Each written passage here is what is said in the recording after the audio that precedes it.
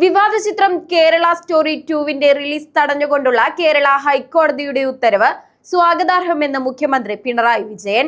നമ്മുടെ നാടിനെ അപകീർത്തിപ്പെടുത്തുന്ന ഇത്തരം വ്യാജ പ്രചരണങ്ങൾക്കെതിരെ നിയമ പോരാട്ടം നടത്തിയ ഹർജിക്കാരെ അവരുടെ സമയോചിതമായ ഇടപെടലിന് പ്രത്യേകം അഭിനന്ദിക്കുന്നുവെന്നും മുഖ്യമന്ത്രി ഫേസ്ബുക്ക് കുറിപ്പിൽ വ്യക്തമാക്കി.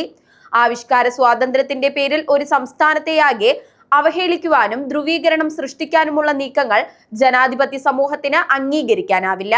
കേരളം തീവ്രവാദികളുടെ നാടാണെന്ന് വരുത്തി തീർക്കാൻ ബോധപൂർവമായ ശ്രമങ്ങൾ നടക്കുന്ന ഇക്കാലത്ത് വിവേകബുദ്ധിയോടെ സത്യം ഉയർത്തിപ്പിടിക്കാൻ ഓരോ വ്യക്തിയും ബാധ്യസ്ഥനാണ്. വിദ്വേഷം പടർത്തുന്ന ഇത്തരം വ്യാജ നിർമ്മിതികളെ പ്രതിരോധിക്കാൻ നിയമവഴികൾ തേടിയത് മാതൃകാപരമായ പ്രവർത്തനമാണ്. മതേതരത്വത്തിന്റെയും സാഹോദര്യത്തിന്റെയും കേരള മാതൃകയെ തകർക്കാൻ ശ്രമിക്കുന്ന പ്രതിലോമ ശക്തികളെ നമുക്ക് ഒറ്റക്കെട്ടായി ചെറുക്കാമെന്നും കുറിപ്പിൽ വ്യക്തമാക്കുന്നു.